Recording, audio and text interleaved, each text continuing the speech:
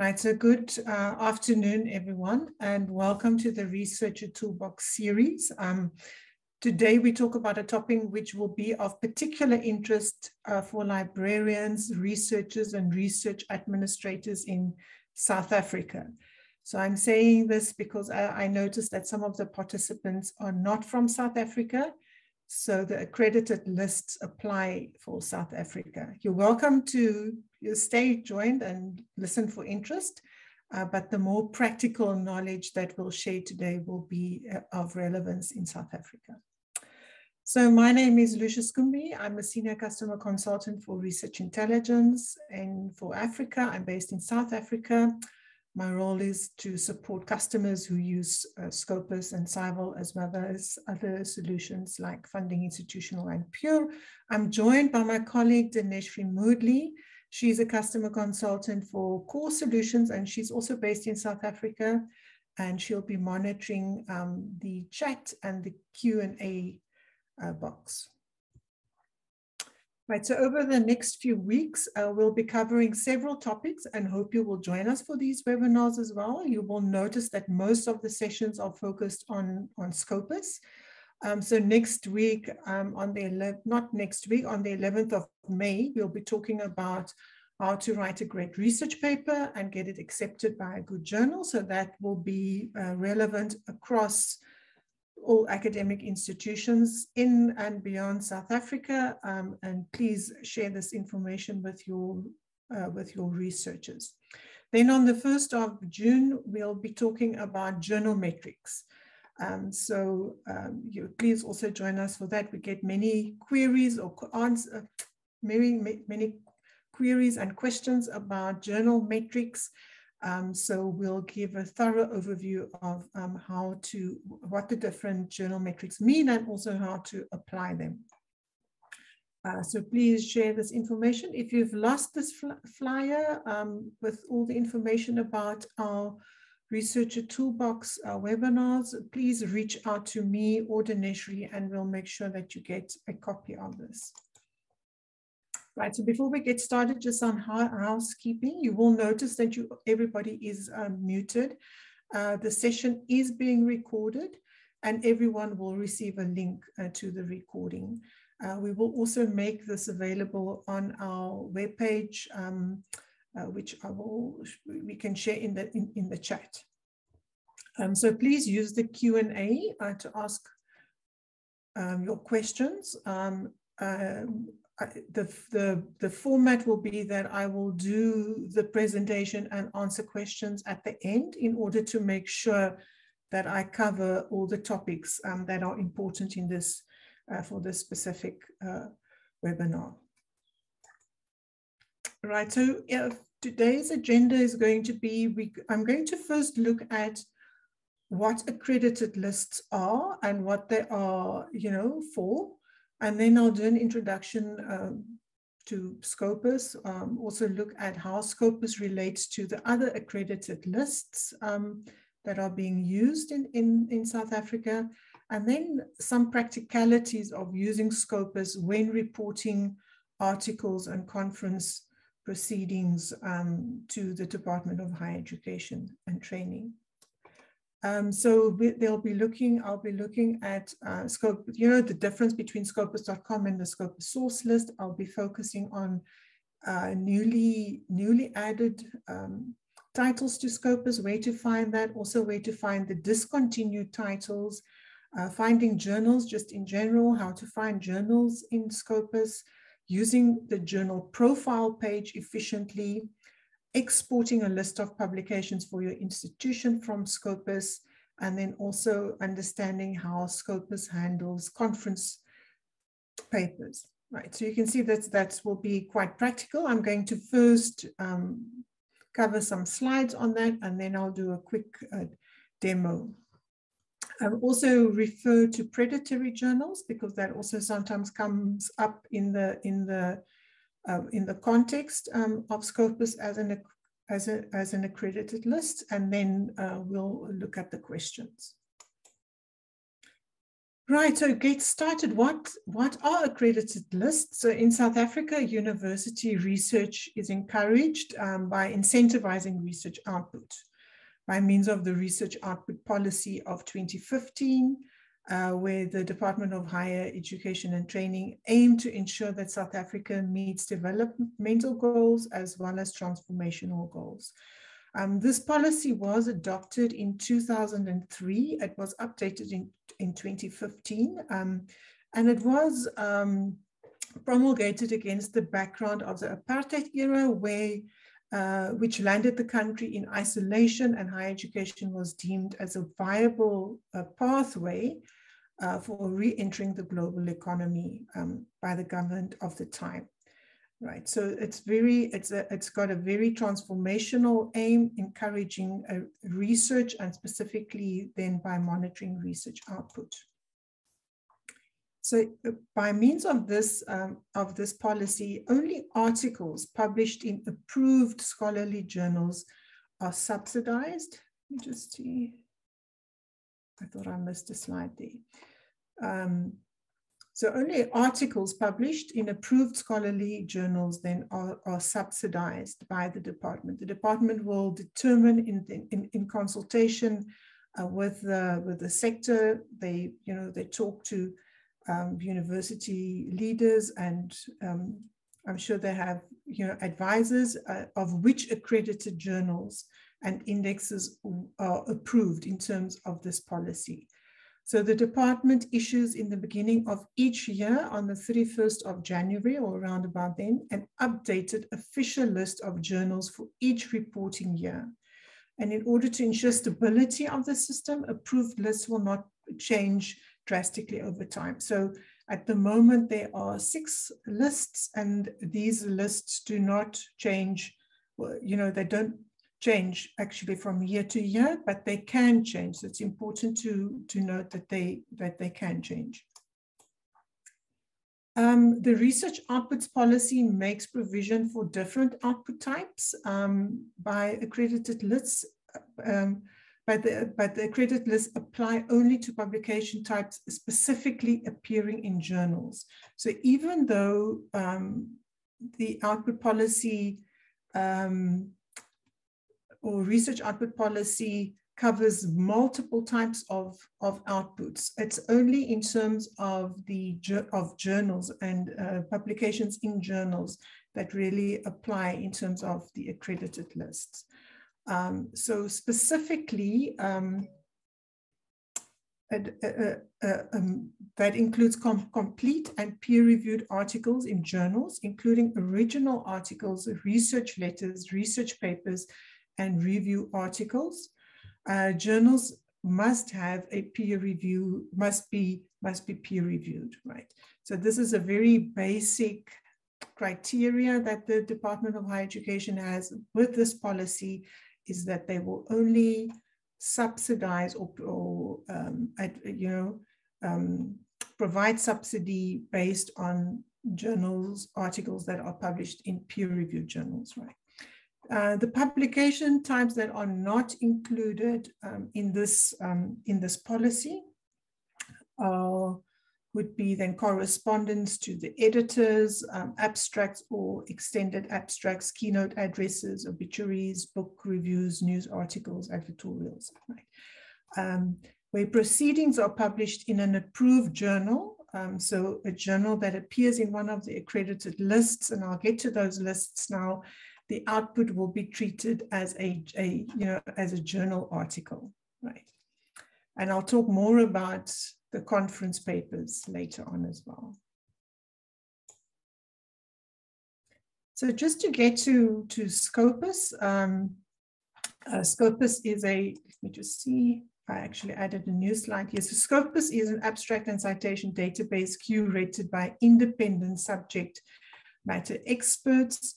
It includes the publications of more than 7,000 publishers. So that's what we mean by it is independent, and it is also neutral. So it's not only Elsevier, there's only one of 7,000 publishers that's covered by Scopus. It includes more than 41,000 serial titles that that will be active and inactive journals. So inactive journals means that the journal has been discontinued, but the content of that journal remains in Scopus retrospectively. Scopus also covers books, so more than 250,000 books, and also many of the publications covered in Scopus is open access. In total, that amounts to 1.7 billion citations that go back to 1970, which really allows us to give very good overview of the impact and the interest that is accrued for the publications. Right, so overall 85 million records, 17 million author profiles, and then also more than 94,000 affiliation profiles. Right, so very strong database. For each publication that comes into Scopus, it's linked to an author profile and also linked to an affiliation profile. And that is what allows you, which I will show, to also extract a list of publications by institution as well. Furthermore, then to Scopus is to note that, let me just get my, there you go. So to note that Scopus is updated daily and that approximately 11,000 papers are added to Scopus on a daily basis. Also that it covers all the subject areas, so it's multidisciplinary. It covers social sciences, health sciences, life sciences, and physical sciences, with social sciences covering the most publications. Scopus also includes funding acknowledgements and preprints, and also good to note that it includes conferences or conference papers, and then patents as well. So Scopus has a rigorous evaluation process, and that is why when the Department of Higher Education, with this policy, they were looking for the accredited list to make sure that publications are of a high quality, especially that it's peer review, and Scopus does have a rigorous evaluation process. So 3,500 titles are evaluated every year, of which 39% of them meet the minimum criteria. I'll show you the minimum criteria in a minute. And 46 are accepted after the Content Selection and Advisory Board's review. The Content Selection and Advisory Board consists, the picture of them consists of around 17 non-Elsevier editors across the globe who evaluate the journals, who apply for indexing in Scopus to check whether they match the criteria beyond the minimum criteria. So journals are subjected to a re-evaluation process as well. So for instance, in the last round of re-evaluation, 263 journals were re-evaluated, 129 of them were kept, and 52%, 135 of them were discontinued, right? So this is a rigorous process to make sure that even though we try to cover publications as broadly as possible, to also make sure that there's a good standard of, a good editorial standard that is managed within these journals. So just to give you an idea of the selection criteria, is that there are two phases. So in the first phase, there are 6 basic criteria. They're more technical of nature. So that would be to checking that they do have peer review, what type of peer review, etc.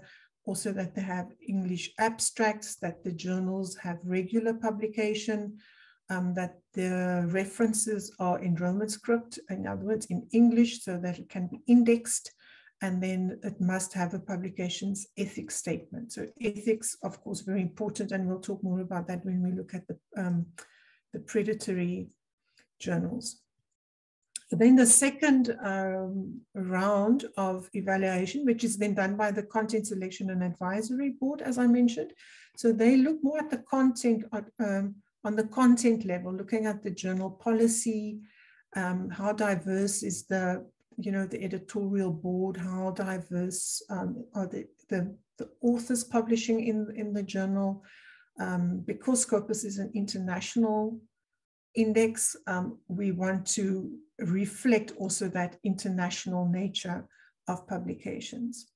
There are exceptions. I'm not going to go into the exceptions now, but if a topic is very local of nature and it makes sense to that it focuses on one specific geographic area, then it would be considered as an exception. But overall, diversity in the editorial board and amongst the authors are quite important.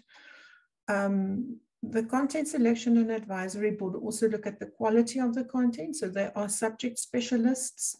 They look at the journal's standing. So how well are the articles in the journals cited? What is the role of the editor? They also look at regularity of publication. So the publication schedule, if it says 4 issues per year, we want to see 4 issues per year over an extended period. So online availability is also very important. Right, so that's in a nutshell some of the, the criteria which journals have to comply with. And if you read the research output policy, you will also see that the department encourages journals that are not indexed in any of the accredited lists to apply for indexing. It's with specific reference to South African journals, I think, but I think it also it's also relevant for other journals. So just looking at Scopus from a local perspective and how does South Africa feature in Scopus, you will see that there are 136 active journals from South Africa in Scopus. When we say South African journals, we mean that the publisher is based in South Africa. So there could also be South African journals that are published by international publishers. So we're not including that. These are only the publishers that are in South Africa, of which 46 of these journals are Scopus unique. And this is basically in this slide, it refers to, in comparison to our nearest competitor, which is the Web of Science, which covers a relatively similar body of journals, right? So quite good coverage of South African journals relative to other international index. But then it's also interesting to note that South African researchers publish only 13% of them publish in South African journals, and 87% of South African authors publish in international journals. And then if you look at it from the other way around, when you look at South African journals, 62% of South African authors and 38% are international authors. So just some perspective of how South Africa features in Scopus. In terms of Scopus relative to the other accredited lists, right? So I mentioned that there are now 7 accredited lists. I think I said 6 previously. So these lists are the Department of Higher Education accredited journals, also called the D8 approved list of South African journals. It's got many names, but it's basically a list that the Department of Higher Education have drawn up with South African journals, that also that are also considered as an accredited list. And then there's the International Bibliography of the Social Sciences, IBSS, by ProQuest. And then there's the Web of Science by Clarivate. There's the Norwegian list. There's the Directory of Open Access Journals, which was very recently added, I think in 2021. And then there's the Cielo South African titles, or South African titles on the Cielo platform, right? and then Scopus. And with this slide, what we want to show is the overlap of Scopus with each of these lists. So in terms of the Department of Higher Education training list, that list of approved South African journals, there's an overlap of 43% of those journals in Scopus. In IBSS, overlap 78% of the journals are also in Scopus. Web of Science, it's not the complete Web of Science, it's very specific databases which are of the Web of Science, which are acknowledged as accredited lists. Those titles overlap by 99% with Scopus, the Norwegian list 98%, Cielo's 67%, the Director of Open Access Journals, those journals overlap 35%. So that's the lowest overlap that we have, is with the Department of Open Access Journals. Overall Scopus, it was a 92% overlap. The adding of the Director of Open Access Journals lowered the overlap, the average overlap to 66%, but still a considerable overlap of all the journals. And we're mentioning this specifically because of this large overlap that Scopus has with all the other lists. It makes it a useful index to use as a control list. And I'll get back to that. So just also, if you take note of the, yes, so I've already mentioned, yeah, I think I need to go into the actual, number of publications on each of these platforms.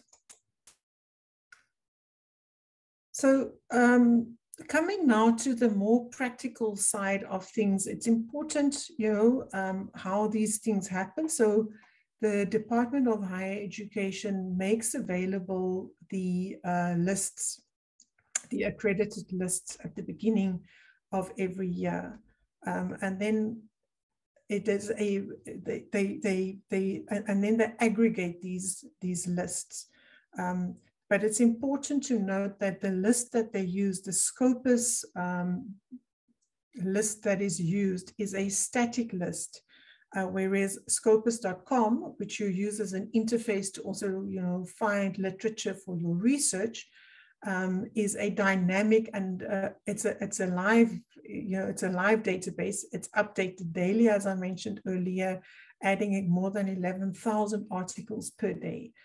So there's going to be a difference between the list that the Department of Higher Education shares with universities and the Scopus.com. And this is just to explain why that is.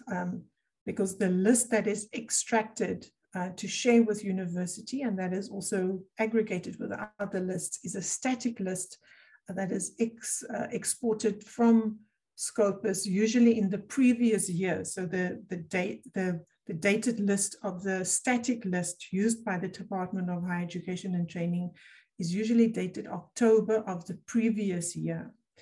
So in 2022, the list that will have been shared with university would have been extracted in October 2021. Right. It's also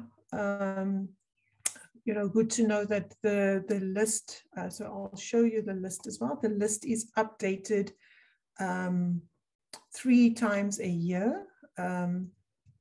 And this list can also be exported, from Scopus, and then filtered by active journals only.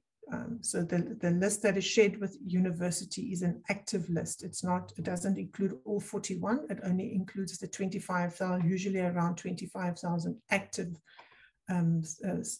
serial titles. Finding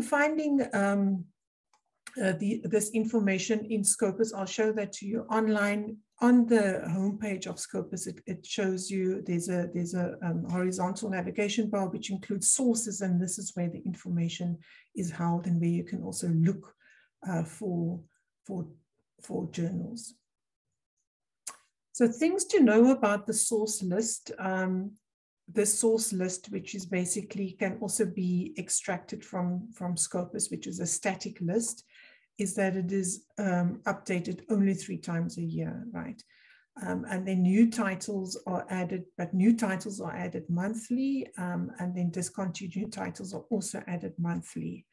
And sources are added after a threshold of 15 papers that has been reached, right? So we sometimes get questions about,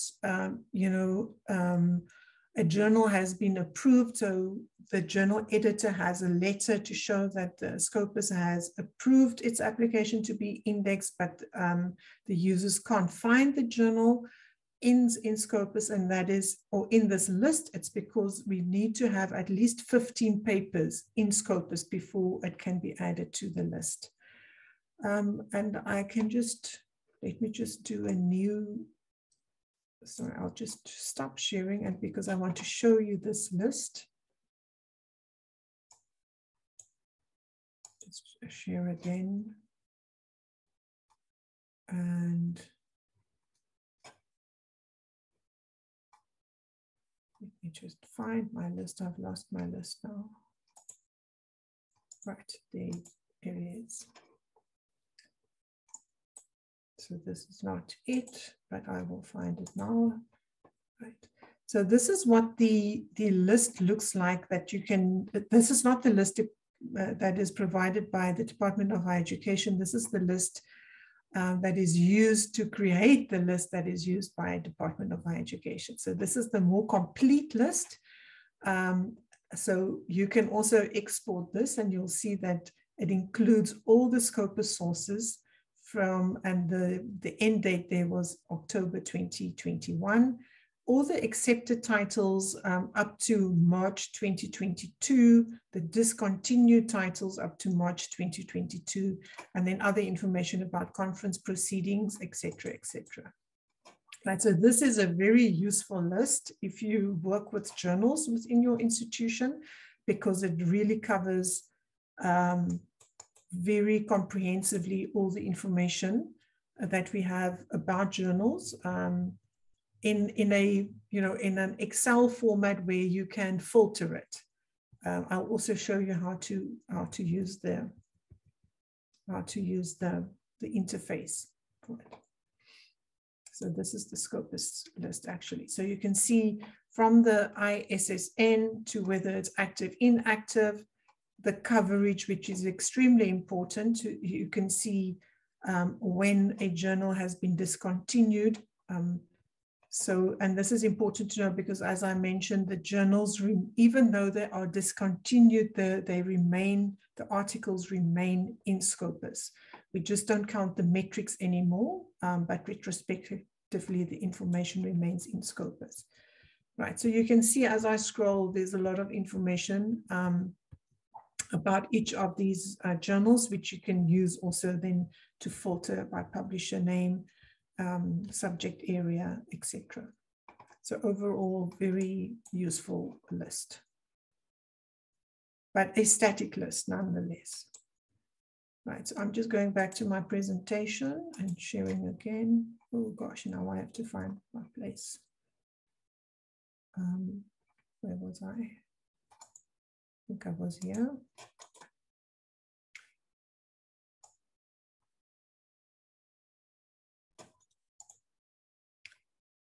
Right. So also good to know that discontinued titles in this list will be shown in red, right?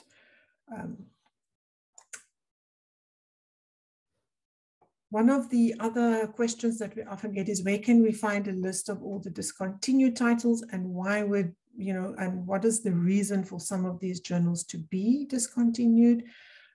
So in the previous list that I showed you, there was also a sheet for the discontinued journals.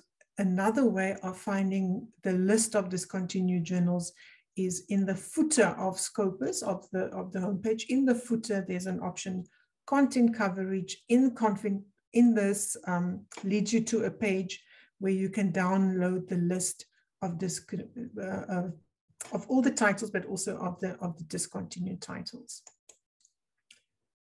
Then finding journals in Scopus. This is the homepage of Scopus, and journals can be found under the sources button, right? So in the top navigation, the horizontal navigation bar, the option for sources will lead you to a page where you can look for journals by entering the title of the journal, right? I'll do this online in a second.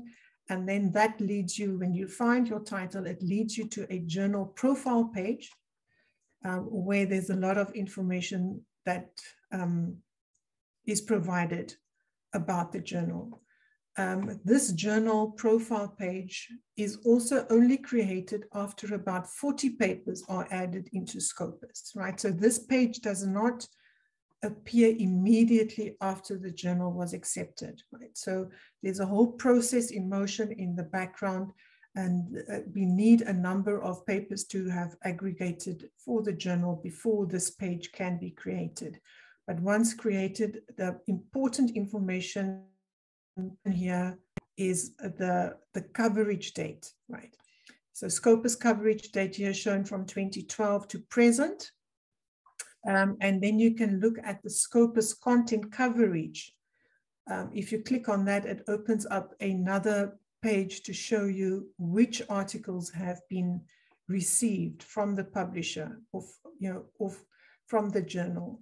So you can see the 2022 publications, the number of publications that have been received. So it's a very clear indication that this journal is active in Scopus, right? If you look at, this is also a journal profile page, and in some cases you will see that the coverage date says to 2021. This does not mean that the journal has been discontinued necessarily. There could be a delay. It could be a technical operational delay, or it could be a delay from the journal that we haven't received any articles from the journal yet. If the journal has been discontinued for any of the reasons that I'll discuss later, it will clearly indicate that the journal has been discontinued, right? And also when you click on view the documents, you will see that there are no, from the date that it was discontinued. So this is one of those notorious journals that were found as predatory. It was discontinued in 2015.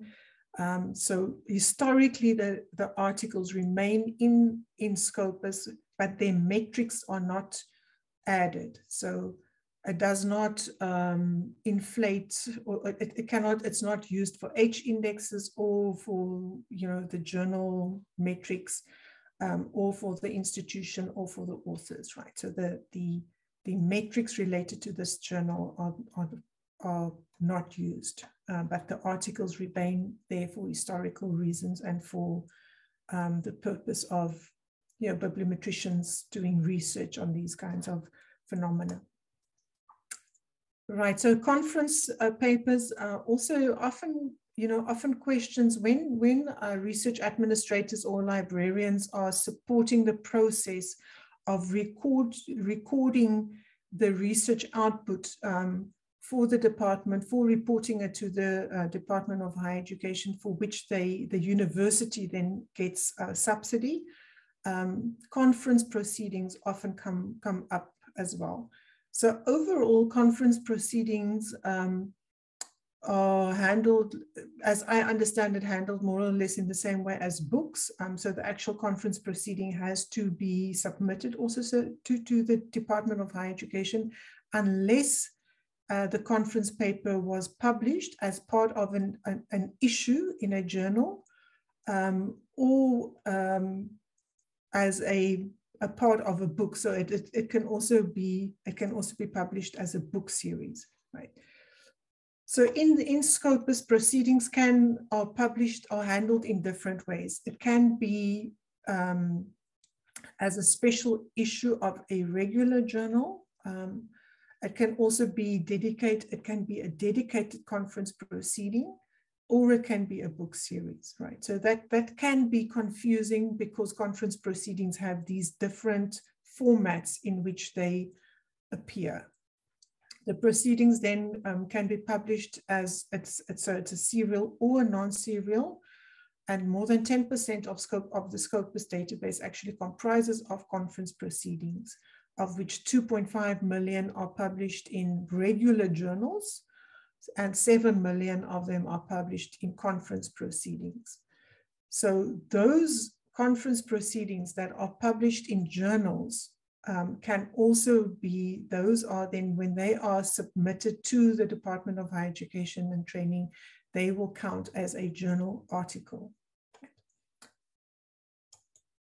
So looking then at Scopus as a control list, so I'm mentioning this because there are universities that are using this very much to their benefit, because Scopus coverage is so large, overlapping with many of the other accredited lists. It's possible to extract a list of publications per year for your university. I'm using Sefako Mahato University here as an example. So you do this by doing an affiliation search for your institution, click on the number of documents that appear, and refine that in the refine panel using just, clicking on the publication type. So select articles, select the exact year of publication, and then export this in a CSV format.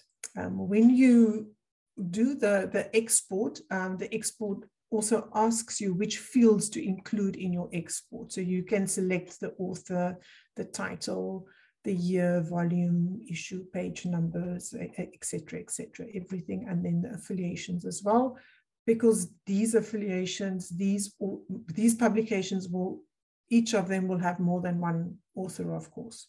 So it gives the author and the affiliation of the specific author. I hope I have time to also show you that. All right, so just a quick word about predatory journals.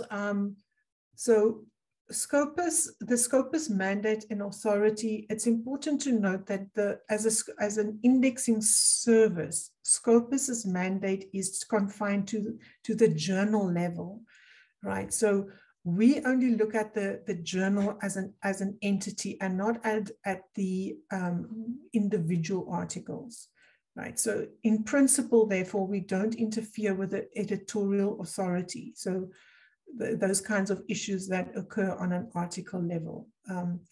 And it is only when there's very obvious malpractice, and when we can see that it is knowingly, being done, and if it's on a structural basis, that Scopus will flag and reevaluate potential and then potentially discontinue title when we pick up issues on an article level.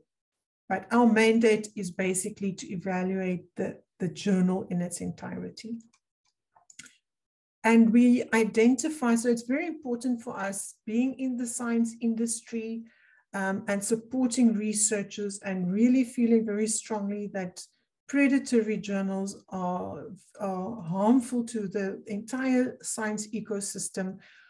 It's very important for us to catch out these journals, and we do it in different.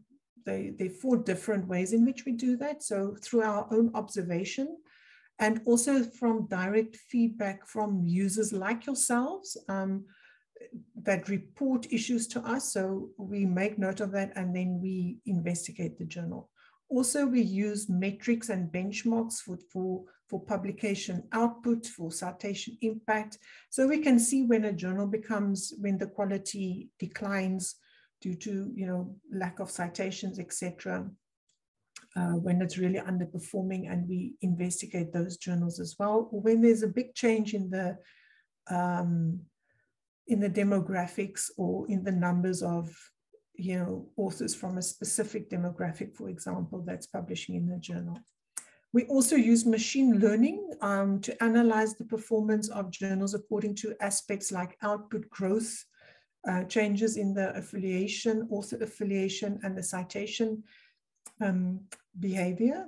So any kind of outlier performance, we've got an algorithm called Radar that does that for us. And then we also have the content selection and advisory board that looks into journals also from a future perspective to see, you know, in some cases, it's very difficult to distinguish when is it a journal that is starting out that is not experienced, and when is it possibly a problematic journal. So we give them a chance and then it's flagged for reevaluation over a short period. So these are the mechanisms that are in place to check the quality of journals. And then sometimes they do slip through.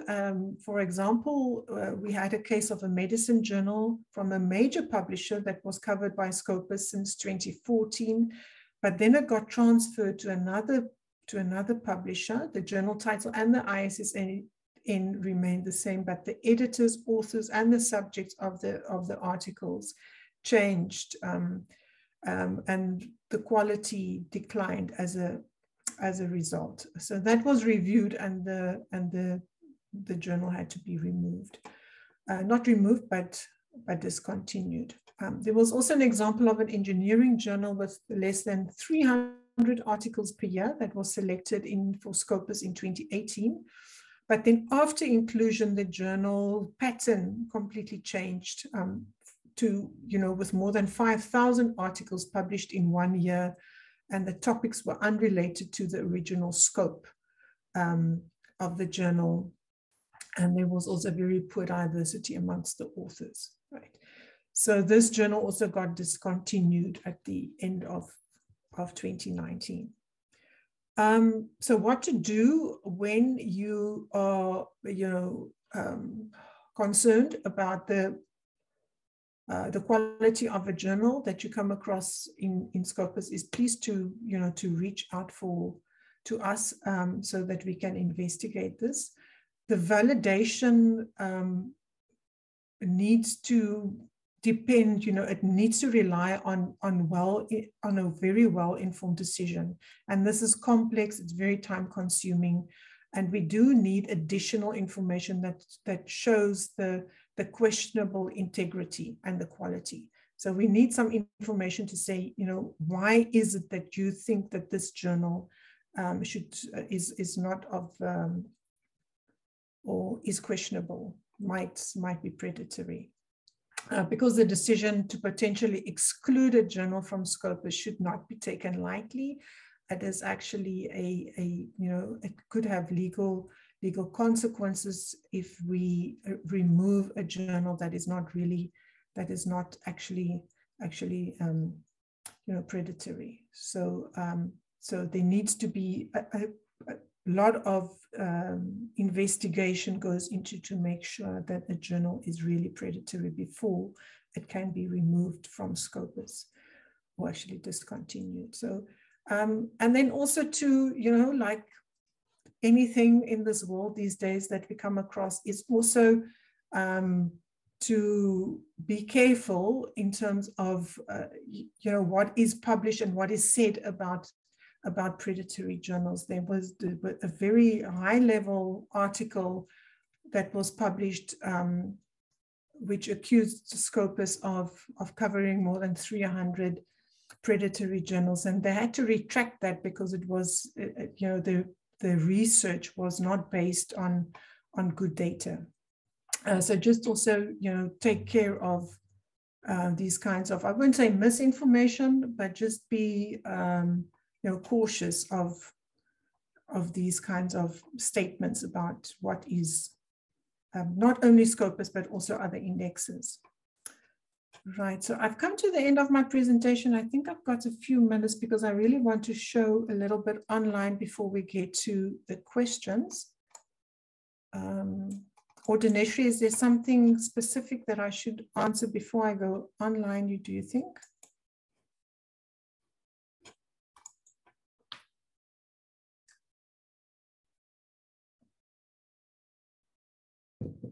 Let me just... Not so far, Lucia. We've managed to answer most by text. There is a question about preprints, if you want to give some information about what a preprint is. Right, so yeah, a preprint is not really, does not really relate to the accredited journals because they're not you know, accepted for subsidy, so they don't, so they're not part of this whole Department of Higher Education training policy. But a preprint is a manuscript of research. So it's a report of your research that can be deposited into a repository as a preprint before it is published, right? So there are large preprints. So within Elsevier, we also have a preprint server or repository, SSRN, where, and that is, it's usually, or often it is made available as a preprint within these preprint repositories before publication, to make available results very quickly. So we saw example with the COVID-19, we saw that because it was very important for researchers to be aware of research that is very recent. So the publication process, as many of you will know, is very time consuming. It takes long for your research to, you know, eventually appear in a journal, could be more than a year. And so it's a very quick way of making your research results available. But importantly, it has not gone through peer review, through a formal peer review process. So that's the difference between a published research article and a preprint, in a nutshell. So let me just share my screen again, and right, so this is the Scopus homepage, and and we're focusing basically on journals today. So because the accredited journals are based on the fact that the journals are approved, and then specifically then looking at the journals within Scopus. So all the journals in Scopus are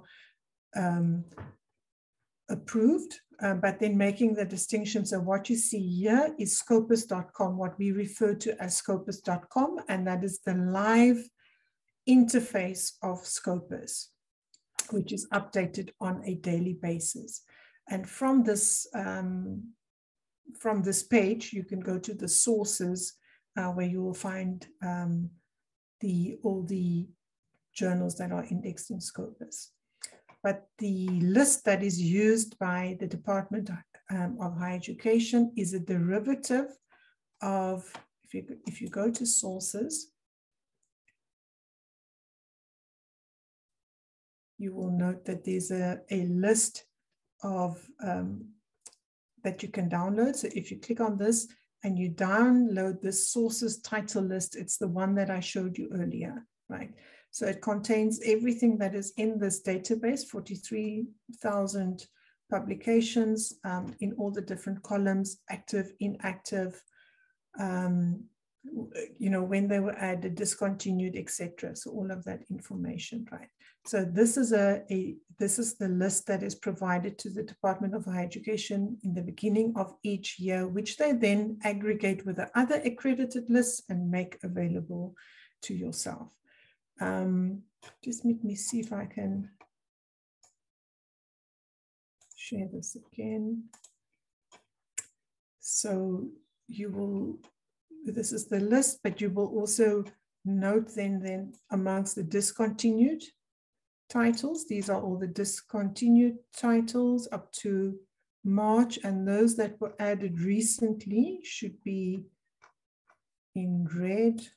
Let me see, we've got few in red. So here's, this is a journal that was discontinued recently, so it's marked in red.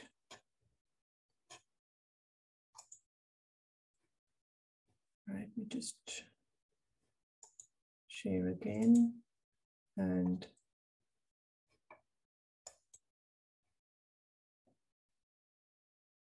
I'm confusing myself now because I need to be in my browser. So there you go. Right. No, still not. I'll stop share and share again. Sorry about that. So there you go. Right.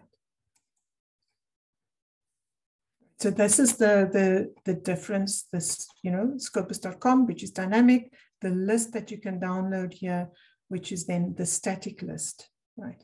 So then if you want to find a journal in Scopus, so you can find journals in Scopus by subject area, title, publisher, or ISSN. Mostly it will be through the title, and you can, you know, just select a title there. I'm just going to see what comes up. Journal of Educational Evaluation. Right, so this leads you then to a list of journals with that title. There will be one. You click on that title, and it then opens up this page that I referred to. So this is the journal profile page. It gives you the full title of the journal, and the important thing to look out for here is the coverage year, because this is the only place in Scopus where you will find it in Scopus.com, is whether the journal is active. In other words, it's still being covered, or whether it has been discontinued. So you can see it to present, and then if you want to make double sure, you can just check the content, the Scopus content coverage, and there you go. So you can see in 2022, we've already received 6 documents from this journal. So other information provided, whether it's open access, the subscription status, whether it's open access, or, well, this one is definitely a subscribed journal, the publisher, the ISSN, the subject areas that it covers, etc., as well as then the metrics. Right, so the metrics we'll be talking about in a subsequent session. And then of practical value to know is, if you, in terms of supporting your effort in reporting your research output to the Department of Higher Education, a getting started way here would be to do an affiliation search. So you can search for your university under the affiliation option, select the university, and then you get a profile page for your institution. On this page, there's a number of documents, so you can distinguish between documents for the whole institution or documents. So this refers basically to whether an institution has, so it doesn't have here. So if the university has a hierarchy, or a medical school, or an institute, a center of research, and it has a hierarchy. So these documents under document affiliation only refers to those documents that were affiliated to Sefako Makgatho University. And when you look at the whole institution, it includes also those publications that were affiliated with any centers, institutes, hospitals that also belong to the institution, right? So it would be, you would be using the whole institution. So clicking on the number of publications there, and then using the refine panel. So in the refine panel, you can scroll down and select, say, only the publications for 21, which you want to report in 2022. And you can also filter by your article and review. And I think letter was also included. A conference paper is not included. If the conference paper is included in a journal, then it can be added. But I will select it, and then also you don't have to use these filters, because you can also export this, but you can also select then the source type, which would be journals, and then limit these these parameters, and you find a total number of publications by the institute, you know, indexed in Scopus, obviously. So select all of these and then use the export function. Select which fields you want to export, the source title, volume. You don't need metrics for this reporting, and the affiliations, and you can export, right?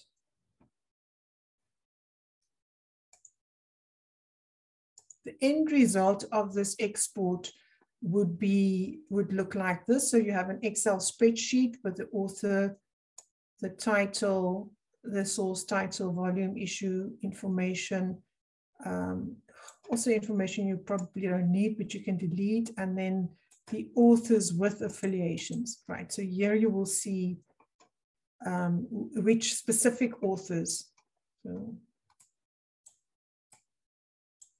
are relevant for that. So this is this is the author information.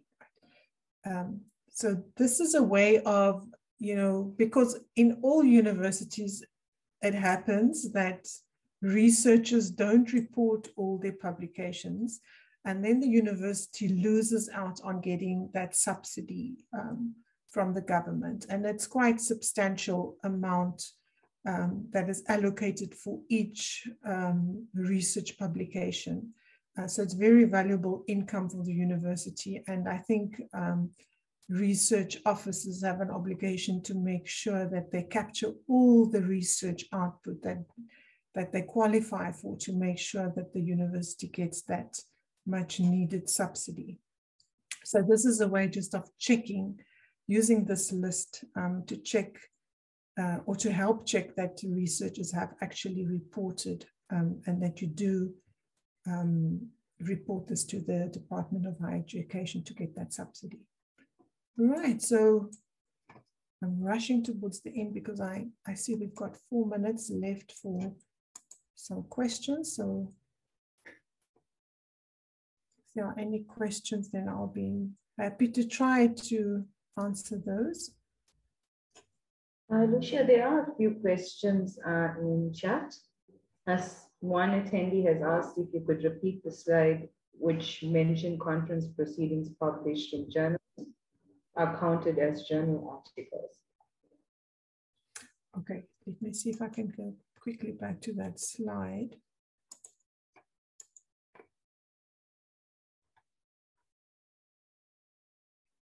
Okay, conference papers. Oops. Sorry for scrolling. Conference, so I think it's this slide then. Okay. So conference papers, conference material enters Scopus in different ways, right?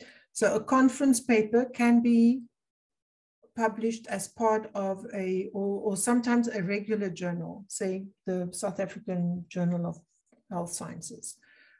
They could have a special issue in which they include the conference proceedings or the conference papers of a conference, right? So it could be a special issue of a regular journal.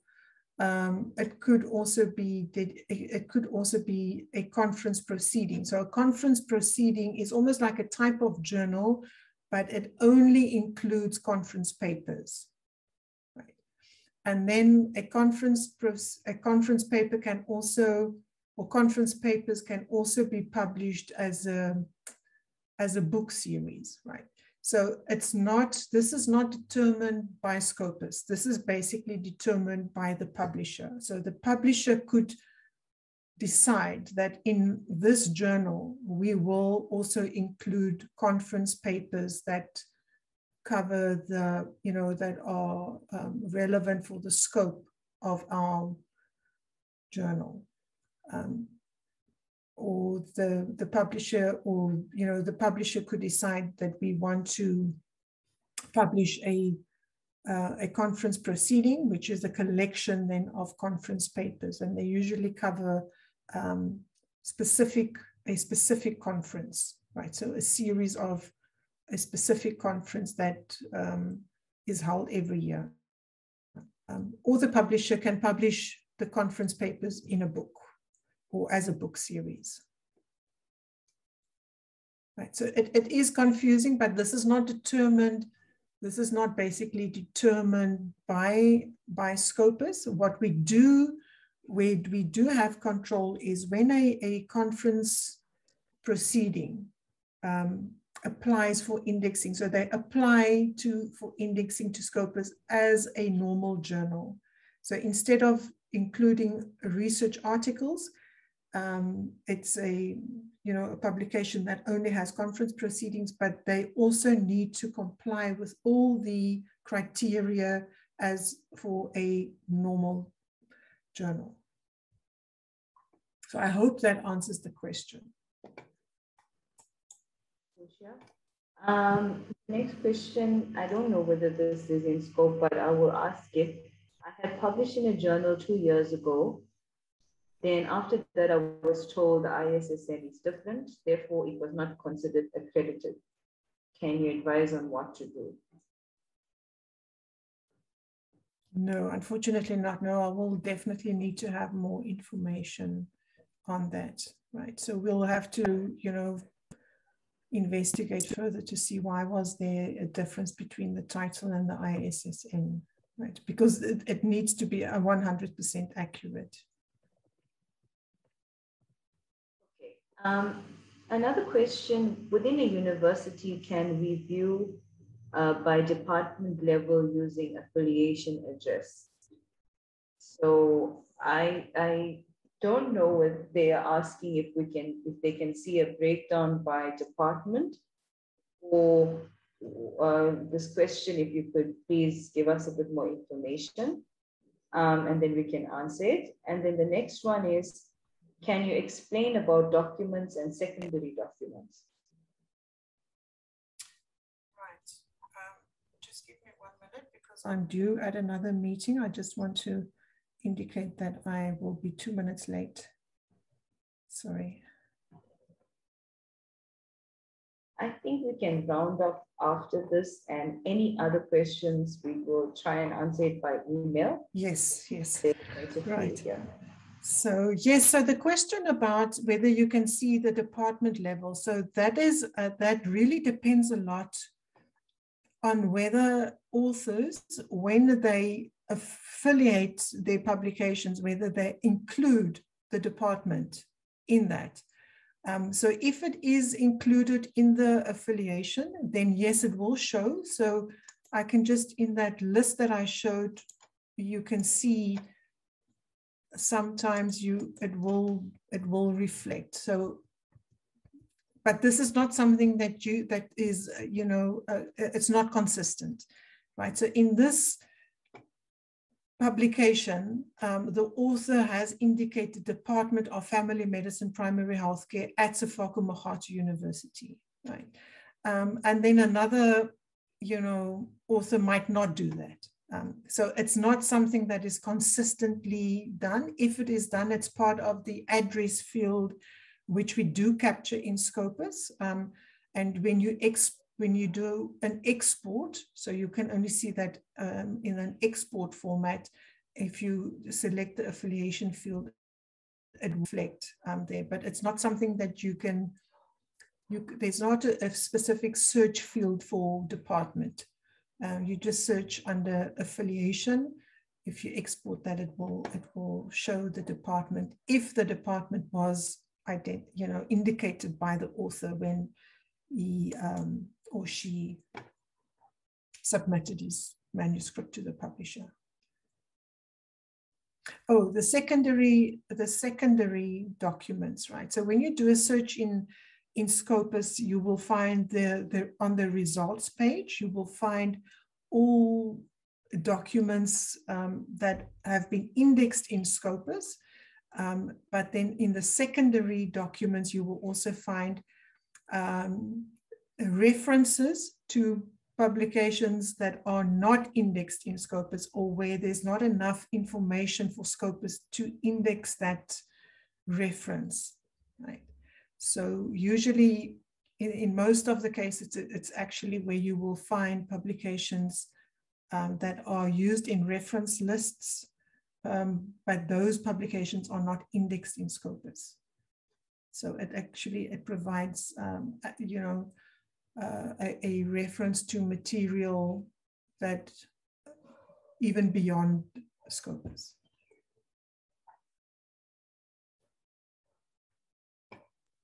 Yeah, I think we'll stop here, Lucia, as we are over time. Mm-hmm.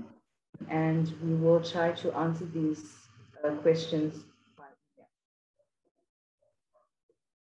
All right, so with that, then we can wrap up. So I just want to thank everyone.